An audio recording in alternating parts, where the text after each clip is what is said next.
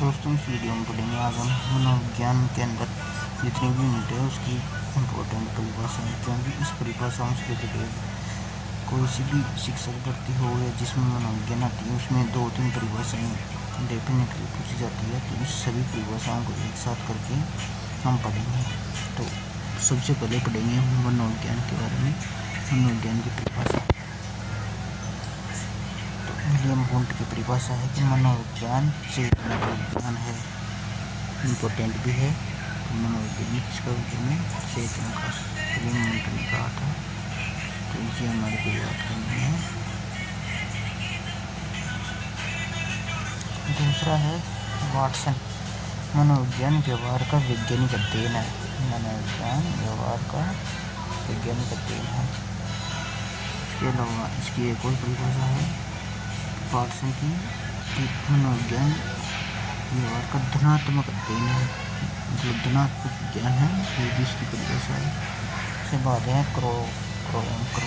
यह मनोविज्ञान मानव व्यवहार का अध्ययन, मतलब मानव के व्यवहार का जो हम अध्ययन करते हैं वही मनोविज्ञान है। ये किसने कहा है? क्रो। तो यहाँ याद रखने के लिए क्रो 2 बार आ रहे हैं, तो मानव व्यवहार मानव अध्ययन आ रहा है।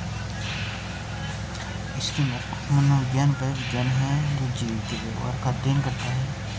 इसके अलावा एक है हिल्डार्ड। मनोविज्ञान वह शास्त्र है जो जीवों की व्यवस्था मानसिक प्रक्रियाओं का वैज्ञानिक अध्ययन करता है। अब आता है विकास। अभिवृद्धि और विकास में अंतर तो हम जब मनोविज्ञान पढ़ेंगे तो पढ़ेंगे। अभी हम यहाँ सिर्फ परिभाषा ही पढ़ रहे हैं। तो हर लोग के अनुसार विकास जीवन भर चलने वाली वह प्रक्रिया है जिसके अंतर्गत व्यक्ति में क्या होती है? निरंतर परिवर्तन आते जाते रहते हैं, परिवर्तन आते हैं। क्रॉस एंड रिवेयर के अनुसार विकास शारीरिक, मानसिक, सामाजिक और भावनात्मक या फिर संवेगात्मक भी बोल सकते हैं क्षेत्रों में होने वाले क्रमिक परिवर्तन है। क्रमिक का मतलब है पहले शारीरिक विकास, फिर मानसिक, फिर सामाजिक और फिर भावनात्मक। जेम्स क्लेवर की है एक परिभाषा। विकास एक ऐसी प्रक्रिया है जिसमें शरीर की बनावट, क्रिया और व्यवहार में प्रगतिशील परिवर्तन होते हैं। इसी प्रकार क्रो की विकास में मानसिक, शारीरिक और सामाजिक परिवर्तनों की एक श्रृंखला है जो जन्म से मृत्यु तक निरंतर चलती रहती है। इसके अलावा एक पियाजे, जीन पियाजे ने संज्ञानात्मक विकास सिद्धांत दिया था। विकास एक उसकी प्रक्रिया है जिसके द्वारा बच्चा अपने वातावरण से तालमेल बिठाने के लिए निरंतर मानसिक संरचनाएं बनाता है। इसमें अधिगम के अंदर भी परिभाषाएं पढ़ेंगे। अधिगम पूरा चैप्टर जब साइकोलॉजी पढ़ेंगे तब पढ़ेंगे। तो परिभाषा अधिगम क्लिफोर्ड मॉर्गन। इसके अनुसार अधिगम वह प्रक्रिया है जिसके द्वारा अभ्यास या अनुभव के परिणाम स्वरूप व्यवहार में अपेक्षाकृत स्थायी परिवर्तन होना चाहिए। अधिगम में स्थायी परिवर्तन होता है हमेशा। अधिगम किससे होता है? या तो अनुभव से हो जाएगा, या फिर अभ्यास से हो जाएगा, या फिर अनुकरण से भी हो सकता है। तो इसमें स्थायी परिवर्तन होता है अधिगम में। जब हम पढ़ेंगे तब पूरा पढ़ेंगे, परिभाषा देख लेते हैं। गेट्स। अधिगम वह प्रक्रिया जिसके माध्यम से व्यक्ति अनुभव प्राप्त करता है और उसके अनुसार व्यवहार करता है। अब है परिभाषा क्रो क्या कहता है कि अधिगम वह प्रक्रिया जिसके द्वारा ज्ञान, आदत और अभिरुचि और दृष्टिकोणों की प्राप्ति अनुभव और प्रशिक्षण द्वारा होती है। तो अधिगम अनुभव और प्रशिक्षण द्वारा ही होता है। तो इसमें 3 चीज़ें याद रख लेंगे यहाँ से, ज्ञान, आदत और अभिवृत्ति। इस परिभाषा से इसको जोड़ देंगे। क्रो की परिभाषा हो गई ज्ञान, आदत और अभिवृत्ति, तीनों चीज़ें याद रखेंगे इसमें। स्किनर के अनुसार अधिगम एक प्रगतिशील व्यवहार अनुकूलन की प्रक्रिया है। लॉ का अधिगम में व्यक्ति के व्यवहार में परिवर्तन आता है जो अभ्यास एवं अनुभव के द्वारा होता है, और यही परिवर्तन अपेक्षाकृत स्थायी होता है। तो अधिगम में हमेशा याद रखना है परिवर्तन कुछ नहीं स्थायी नहीं। मुनरो ये इम्पोर्टेंट है, ये इम्पोर्टेंट है, ये देखते हैं। मुनरो अधिगम वह प्रक्रिया है जिससे व्यक्ति का व्यवहार परिवर्तित होता है, जिससे वह किसी कार्य को चित्र करने योग्य बनता है। अब हम पढ़ेंगे अभिप्रेरणा की महत्वपूर्ण परिभाषा। हल किया जाता है कि अभिप्रेरणा वह बल है जो किसी विशेष लक्ष्य की प्राप्ति हेतु व्यक्ति को क्रियाशील करता है। मतलब हम अभिप्रेरित होंगे तभी तो लक्ष्य की प्राप्ति के लिए क्रियाशील रहेंगे। तो ये किसकी परिभाषा है? हल की। स्किनर के अनुसार है अभिप्रेरणा अधिगम का सर्वोच्च राजमार्ग है। मतलब अधिगम करना है तो पहले अभिप्रेरणा जागृत होगी तभी अधिगम होगा। इसलिए स्किनर के अनुसार अभिप्रेरणा अधिगम का सर्वोच्च राजमार्ग है। क्रिएचफील्ड क्या कहता है कि अभिप्रेरणा हमारे क्यों का उत्तर देती है। हम क्यों पढ़ते हैं, क्यों मेहनत करते हैं, क्यों एग्जाम देते हैं, तो अभिप्रेरणा हमारे क्यों का उत्तर देती है। किसकी परिभाषा होगी? क्रिएचफील्ड की। इसके अलावा एक गुड की परिभाषा। गुड किसी क्रिया को आरंभ करने, उसे जारी रखने तथा उसे नियमित करने की प्रवृत्ति ही अभिप्रेरणा कहलाती है। और याद रखना वुडवर्थ के अनुसार, गलवर्थ नहीं दोस्तों, ये वुडवर्थ है। अभिप्रेरणा वह प्रक्रिया जो किसी कार्य को प्रारंभ करती है, उसे दिशा देती है और बनाए रखती है। उसी प्रकार एक उपकरण पर अभिप्रेरणा वह शक्ति है जो व्यक्ति को किसी कार्य को करने के लिए प्रेरित करती है। गेट्स एवं अन्य। अभिप्रेरणा वह अवस्था है जो किसी व्यक्ति के व्यवहार को उत्तेजित करती है और उसे लक्ष्य की ओर निर्देशित करती है। हर्बर्ट स्पेंसर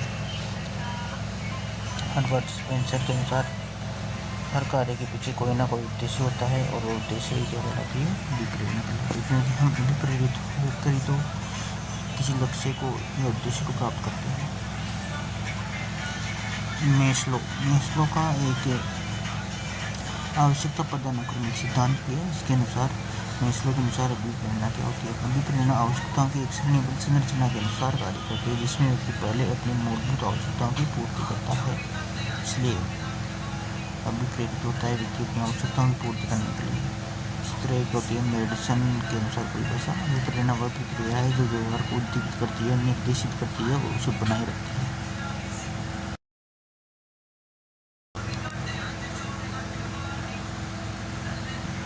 भावनाएं क्या होती है? इमोशंस होते हैं। समझे एक तरह से क्रोइंट के अनुसार भावनाएं तीव्र और अस्थायी मनोदैहिक प्रतिक्रियाएं होती है। मतलब भावनाएं जो होती है वो अस्थायी होती है, हमेशा नहीं रहती है, कुछ समय के लिए रहती है। वुडवर्थ भावना वह स्थिति है जिसमें व्यक्ति की मानसिक शांति क्या हो जाती है? जैसे गुस्सा आता है तो वो भी एक तरह से संवेग है। संवेग से प्रत्येक भावना से जुड़ा हुआ एक संवेग होता है, इमोशन से जुड़ा हुआ।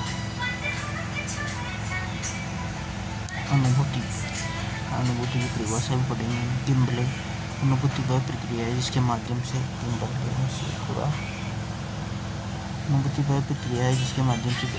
व्यक्ति अपने वातावरण की जानकारी प्राप्त करता है। वुडवर्थ के अनुसार अनुभूति वह प्रक्रिया है जिसमें इंद्रिय के माध्यम से आने वाले संकेतों का अर्थ निकाला जाता है। हम जो महसूस करते हैं वही तो अनुभूति होती है, तो इंद्रियों से भी मिलती है हमें संकेत। तो स्मृति मेमोरी किसे कहते हैं? तो रिपोर्ट के अनुसार स्मृति वह मानसिक प्रक्रिया है जिसमें हम अनुभवों को संचित करते हैं और आवश्यक समय पर पुनः प्राप्त करते हैं। तो एक तरह से मानसिक प्रक्रिया ही है स्मृति। याद रखना शरीर से हाथ पर थोड़ी ना काम आती है, इसमें मस्तिष्क करता है, तो मानसिक प्रक्रिया है। वुडवर्थ के अनुसार स्मृति वह क्षमता है जो अनुभवों को संचित रखने और पुनः प्रस्तुत करने में सहायक होती है। तो ये इम्पोर्टेंट है। चिंतन रिपोर्ट के अनुसार चिंतन प्रतीकों और विचारों में किया गया व्यवहार। चिंतन करने के लिए प्रतीक चाहिए और विचार आने चाहिए, विचार करेंगे तभी भी चिंतन कर पाएंगे। वुडवर्थ चिंतन वह मानसिक प्रक्रिया है जो समस्या समाधान की दिशा में होती है, क्योंकि एक उत्तम प्रकार का चिंतन होगा तभी समस्या समाधान हो पाएगी।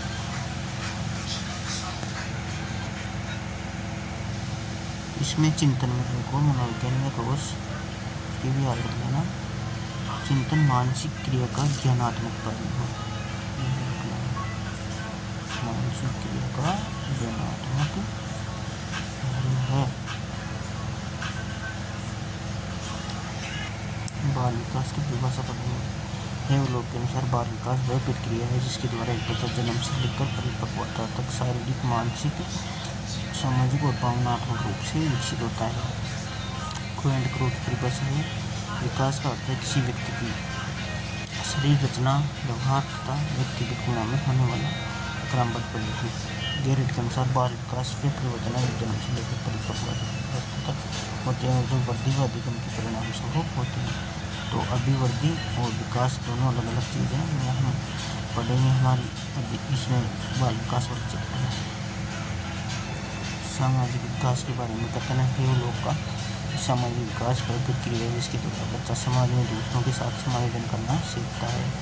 इसी तरह हर लोग सामाजिक विकास का तात्पर्य दूसरों के साथ संबंध स्थापित करने की योग्यता है।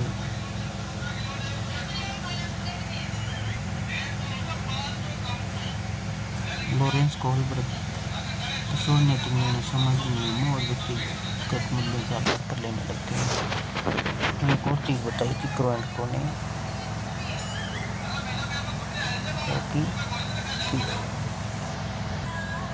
कि सामाजिक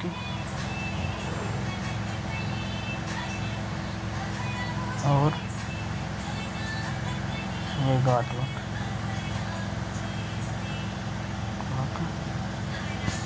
विकास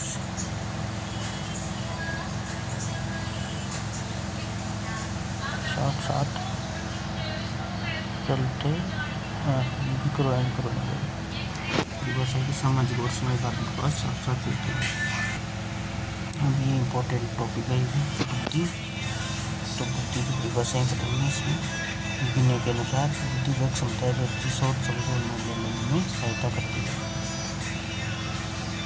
टर्मन के अनुसार बुद्धि किसी उद्देश्य की ओर सोचने, तर्क करने और वातावरण के साथ प्रभावी समायोजन करने की योग्यता है। थॉर्नडाइक के अनुसार बुद्धि विभिन्न प्रकार के अनुभव से सीखने और निर्णय करने की योग्यता है। वेक्सलर या वेस्लर बुद्धि व्यक्ति की समग्र और सामूहिक क्षमताओं का योग है जिससे व्यक्ति वातावरण को समझता है, तर्क करता है और उसमें प्रभावशाली रूप से कार्य करता है। जीन पियाजे की बुद्धि वह मूल प्रक्रिया है जो व्यक्ति को नए अनुभवों के साथ अनुकूलन और संगठन में सक्षम बनाती है।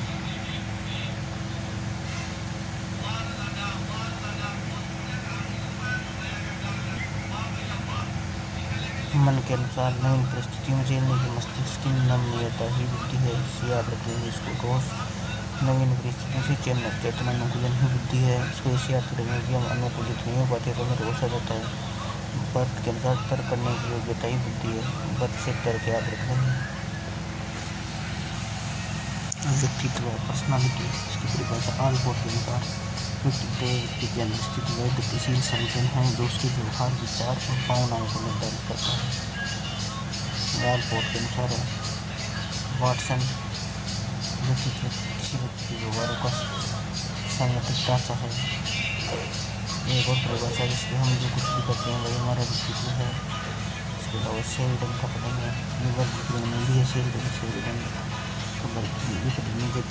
चैप्टर पढ़ेंगे। किसी व्यक्ति की शारीरिक और मानसिक विशेषताओं का योग है। वैलेंटाइन के अनुसार व्यक्तित्व जन्मजात व अर्जित प्रवृत्तियों का योग है। तो जन्मजात व अर्जित वैलेंटाइन से याद रखना। व्यक्तिगत भिन्नता प्रत्येक व्यक्ति एक दूसरे से भिन्न होता है, उसके बारे में किया जा सकता है जैसे स्किनर की व्यक्तिगत भिन्नता का तत्व व्यक्तियों में शारीरिक, मानसिक, सामाजिक व संज्ञानात्मक या भावनात्मक गुणों में पाई जाने वाली विविधता ही व्यक्तिगत विभिन्नता कहलाती है। टाइलर के अनुसार शरीर के रंग, आकार, गति, समत्व, रुचि आदि पक्षों में जो विभिन्नता पाई जाती है, जो भिन्नता पाई जाती है वही व्यक्तिगत विभिन्नता कहलाती है। तो हमने दोस्तों इम्पोर्टेंट परिभाषाएं पढ़ ली है जिसमें से एक दो क्वेश्चन एग्जाम में आता रहता है। तो इम्पोर्टेंट मैंने पढ़ लिया है। बाकी वैसे तो परिभाषाएं बहुत सारी होती है लेकिन ये इम्पोर्टेंट